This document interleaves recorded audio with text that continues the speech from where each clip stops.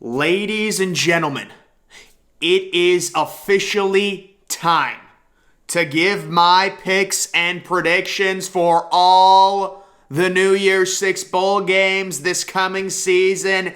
It is officially one day until kickoff. We've got week 0, absolutely critical, huge games happening tomorrow. But guys, when it comes to my 6 New Year's Six bowl predictions, this is the official lineup.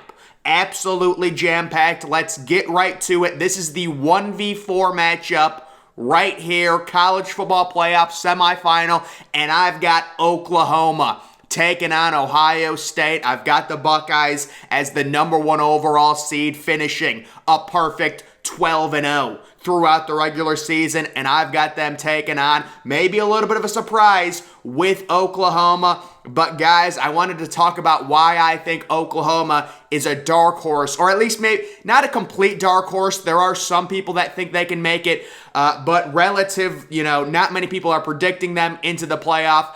Dillon Gabriel, extremely underrated college quarterback, and it's understandable. Why he's underrated. He was injured basically all of last year. Look up his college stats at UCF. It was crazy. Marvin Mims, possibly the most underrated wide receiver in college football. And then on the defensive side of the ball with Oklahoma, you've got a defensive, voice enforcer, Brett Venables. You take a look at their schedule. Week 1 and week 2, you're 2-0. Week 3 at Nebraska, that's manageable. You get Kansas State at home. You're at TCU, that's manageable. You've got the neutral site Texas game versus Kansas, at Iowa State. You get Baylor at home.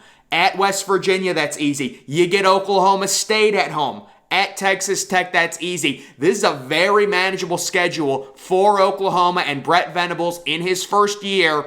And I think the combination with Brett Venables instilling a culture to Oklahoma and their defense, along with Dillon Gabriel and the fact that he's being underrated due to his injury last year, I absolutely love Oklahoma to win the Big 12 this year. They will be the 4 seed in the college football playoff, taking on Ohio State. And the Ohio State pick is pretty self-explanatory. I think 90% of the people doing, predictions are going to have Ohio State in the playoff. That just is what it is. You've got the Heisman Trophy. We don't even have to go through it. We don't have to go through it with Ohio State. We already know.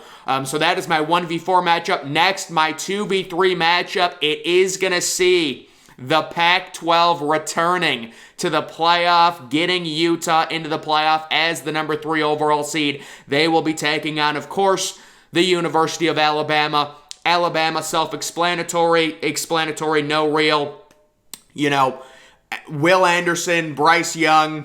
It is what it is. Again, that's another situation. I would say 95% of people making predictions do have Alabama in the playoffs. And then when it comes to Utah, I don't know. I think Utah might have shot themselves in the foot with this schedule. They've got to beat Florida week 1. It's a must win. If you lose to Florida week 1, and I think they're only 3-point favorites, you basically have 0 margin for error. So you got to beat Florida. Week 2, week 3, relatively easy. San Diego State is not supposed to be very good this year. Then you've got at Arizona State versus Oregon State, both manageable. The tough portion of your schedule is going to be at UCLA, but it is very important. You get USC at home. And then it is also a tough game at Oregon, but I think that's also winnable. And it just feels like, to me, this is the year of the Pac-12 to get a team into the playoffs. And the 2 candidates are Utah and Oregon. I really like Oregon. I have Oregon in a New Year's Six game due to their schedule. Their schedule sets up amazingly, but I think Utah is a little bit more talented. They will face Alabama in the 2v3 playoff semifinal matchup. And guys, when it comes to my other New Year's Six predictions, we've got the Orange Bowl. It's going to be a very spicy matchup. It's going to be Clemson taking on Georgia. With Clemson, it's just too much uncertainty around the quarterback, but the defense is absolutely unbelievable. And then when it comes to Georgia, there are definitely a lot of people out there that are picking both Alabama and Georgia to make the playoffs because, once again, Alabama and Georgia don't face off in the regular season. I think what's going to happen, Georgia is going to drop a regular season game, and then they're going to lose to Alabama in the SEC Championship, giving them 2 losses and knocking them out of the playoffs, but they still make a New Year's 6 game. They're a team that reloads. They don't rebuild. I just think it's, maybe a little bit of a step back year for Georgia. I've said that. I've maintained that. So that's a very defensive slugfest type matchup. With Clemson, it's just the quarterback uncertainty. I can't put them in the playoff, but they certainly have the recruiting overall talent to make the playoff and win the ACC, but I can't do it personally. When it comes to the Rose Bowl, it's about time Michigan makes the Rose Bowl, right? The Michigan hasn't been there in a while, so it's going to be Michigan taking on Oregon. Once again, I love the Oregon setup in terms of their schedule. They have a very underrated defense. Mario Cristobal recruited some legit 5-stars who are still there. They're going to have a good defense. Bo Nix is a veteran quarterback, and the schedule could not set up any better for Oregon. And then when it comes to Michigan, it's a situation where I think Michigan has a very high floor due to their schedule and the way it sets up. So I think the Rose Bowl, very, very possible. Even if Michigan has, kind of a down year, it could still be a 10-2 type year because their schedule is that easy. The non-conference is horrific. The only real tough game outside of at Ohio State would be Penn State, but they get Penn State at home. And then the other one would be maybe at Iowa. They also get Michigan State at home, and I think they beat Michigan State this year. So Michigan making a New Year's 6 game, making the Rose Bowl, that would be good for their program. I would expect J.J. McCarthy to be starting that game. Next, we do have the Sugar Bowl, and I am going with Texas A&M, even with the quarterback situation. I think they could lose 3 games and possibly still make this due to how, challenging the SEC West is. And how about this one? I've got them taking on Kansas State and Deuce Vaughn and Adrian Martinez. Guys, if you look at the way things set up for Kansas State overall, veteran quarterback, superstar running back, unbelievable defensive culture. They've got all the makings of a team that can surprise everyone. They're not going to make the playoffs, but they can make a New Year's 6 game. This is my dark horse bold prediction.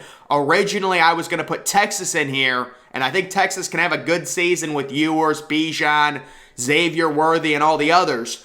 But I think Kansas State can surprise some people. You've got the superstar running back that can do it all, kind of an all-purpose back. Deuce Vaughn could have 200 all-purpose yards. Veteran quarterback Adrian Martinez, he wasn't amazing, at Nebraska, but at least he has, I believe, 4 years of starting experience. And then you've got a veteran-laden defense. A lot of people are high on this Kansas State team. They're going to surprise people. I've got them making a New Year's 6 bowl. What amazing this would be for their program. What a major breakthrough. And then my final New Year's 6 bowl game, it is Houston representing the group of 5 teams. I am so confident Houston will be the group of 5 team. How about this exotic matchup, though? Taking on Miami. So that I love Miami this year as well. I could have picked anyone to go into this spot.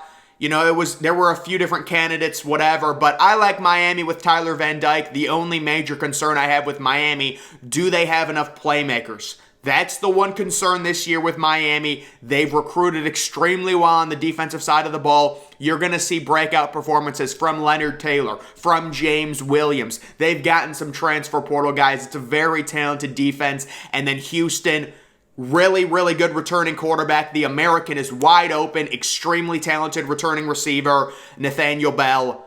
It sets up perfectly for Houston to go 11-1. I think Houston goes 11-1. You've got Cincinnati, who's caught up in a rebuild. They just lost everyone to the draft. UCF just lost Dylan Gabriel. They're going to be starting someone new. So I love Houston out of the American, a wide open American this season.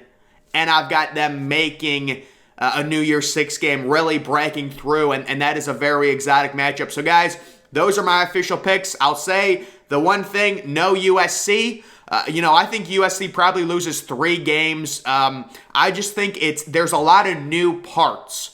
And with USC, it's going to take time. I'm a believer in what Lincoln Riley is doing there. Obviously, I mean, he's recruiting 5-star receivers and quarterbacks left and right. Caleb Williams is probably going to be the Heisman favorite going into next year as a junior. I think they'll make a good bowl game, but just not a New Year's Six. It mainly is because of Utah and them returning a lot and having a really good defense and a really good running back, and obviously Cameron Rising returning. That's a big part of it. And also Oregon and the way their schedule sets up. I think that's going to hurt them overall. But guys, my playoff predictions right now, the 1v4 matchup is going to be Ohio State and Oklahoma, and the 2v3 matchup is going to be Alabama and Utah. And once again, I would say the other major takeaway is I do not have Georgia making the playoffs. I understand a lot of people have both Alabama and Georgia. I mean, again, if you're doing predictions, you're going to get like a 95% chance if you're looking at somebody's picks, they're going to have both Alabama and Ohio State in the playoffs. There's a lot of people that would take Alabama and Ohio State versus the field to win the national title. If I was making, like, I'm not going to make a national title pick because I think it's kind of stupid. But honestly, if I was doing like a national title pick, like, I would probably pick Ohio State versus Alabama. And that's just boring. So I'm not even, like, it's hard not to. It is, like, if I'm doing a prediction and trying to be legitimate about it, and not trying to joke and not trying to be entertaining, trying to be legitimate, my national title pick would be Ohio State versus Alabama. It's just there's too much data that says this is the matchup. You can't really make an argument, I feel like, for any other team. I mean, you could make arguments, but they're not sufficiently backed up when you look at Ohio State and Alabama and their returning quarterbacks, the Heisman favorites, the defenses, how talented they are. It's crazy. But guys, it should be a great year of college football. Make sure you're following me on Twitter. Going to be a ton of videos, of course. Link to that's always in the description. I'm, of course, the Depressed Ginger. Thank you for watching.